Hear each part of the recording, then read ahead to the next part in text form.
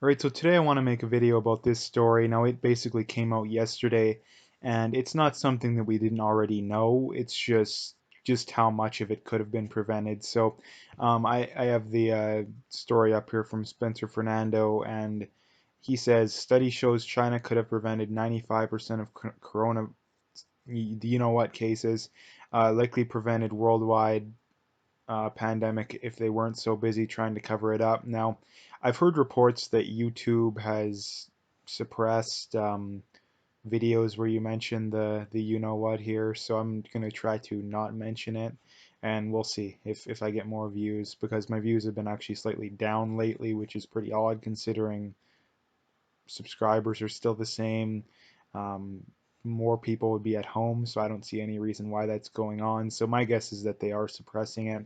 And they literally came out and said they're going to suppress videos. So again, I'm not a massive creator or anything, but I'm guessing that that's something that's going on. But anyway, let's talk a little bit about this. The whole point I wanted to get across here, or at least the main point, is that for all the pain and suffering that's going on right now, and believe me, I'm feeling it, my family's feeling it, and I imagine there's a very large number of people out there that are feeling it. I've heard of people committing suicide and, bad stuff that could have been prevented. And like I say, I wanted to get a few points home here. The main thing being China could have easily prevented this kind of stuff. They had I mean, there was that one doctor. My guess is that there was more that were warning the government, that were pleading with the government to take this more seriously. That this could get bad, and the government ignored it. Now, people are probably wondering, well, why would they do that? Well, in a communist country, communists are ideologues, far leftist ideologues. They're like they have this utopian view of society, and they in China basically they have these people that have their utopia has been established, and when they get that, any criticism of that is taken very um, bad. Basically, that criticizing the government is like murder. Like it's a very serious, basically crime. Like they will punish you, they'll ostracize you. They have the social credit score. So criticizing the government is very something that's not taken very light or very well. To put it very mildly. So that's why this kind of stuff happens because if you're someone thinking that hey this could get really bad, you have to choose between warning the government and more than likely having nothing good come of it. They're not going to be like, hey, thank you so much for warning us about this. We didn't know. Like, thank you so much. No, they're not going to do that. They're going to be like, hey, this is, we run a really tight ship here. Everything we do is perfect. We're the government. We're basically gods to you, literally. And any criticism of us just goes to show that you're messed up and you need to be suppressed. We're going to lower your social credit score, all that kind of stuff. So that's why that kind of stuff goes on. There's other reasons, but that's one of the main reasons. Um, and like I say, this kind of stuff could have been easily prevented if China would have just taken it seriously and quarantined the Wuhan area.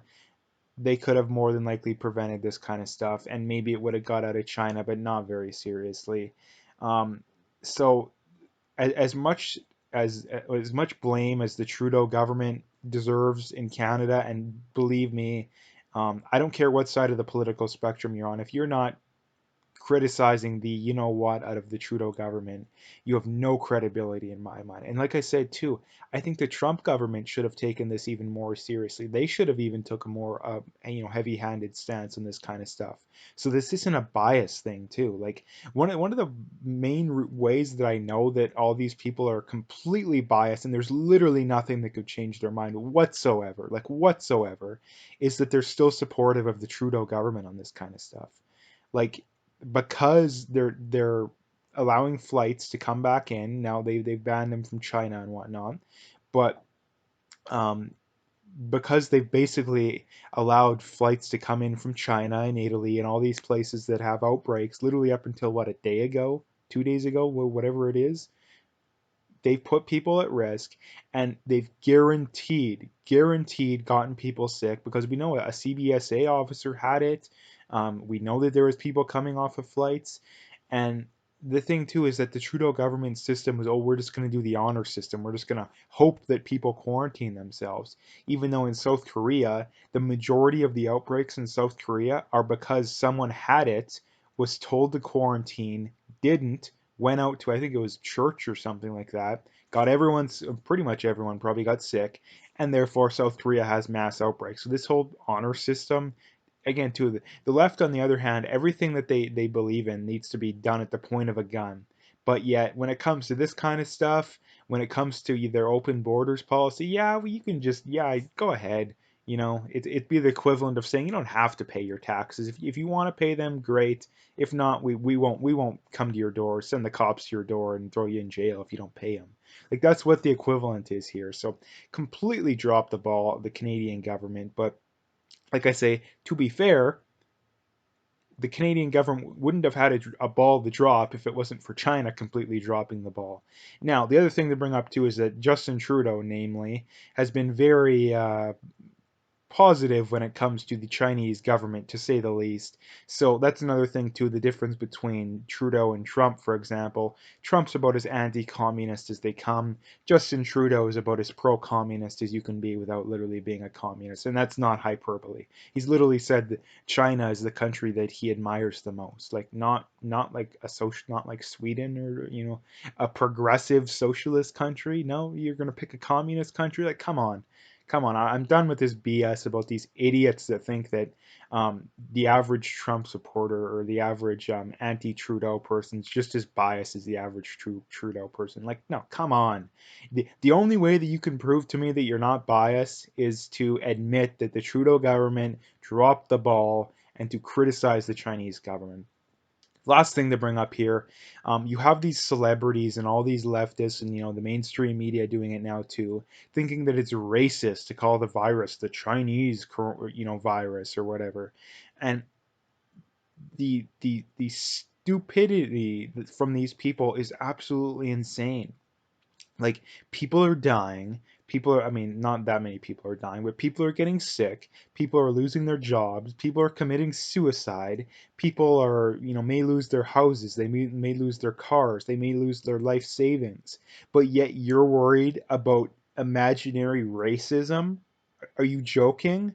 Like, it just goes to show the hubrisness of these people is off the charts, and just how much of a bubble they're in too. Like, the political bubble that you have to be in to be worried about racism, this imaginary made up racism in this situation, is absolutely astounding. Like, astounding.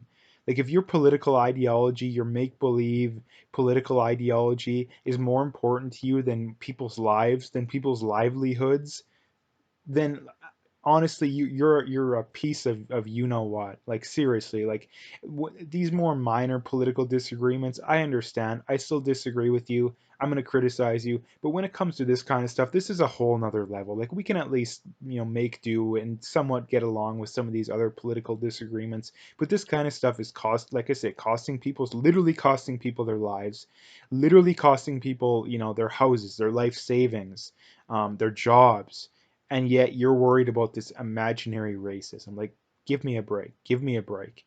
Um, Anyways, I could talk forever on this topic, but I'm going to leave it there because the video is already long enough. So if you like the video, make sure to hit that like and subscribe.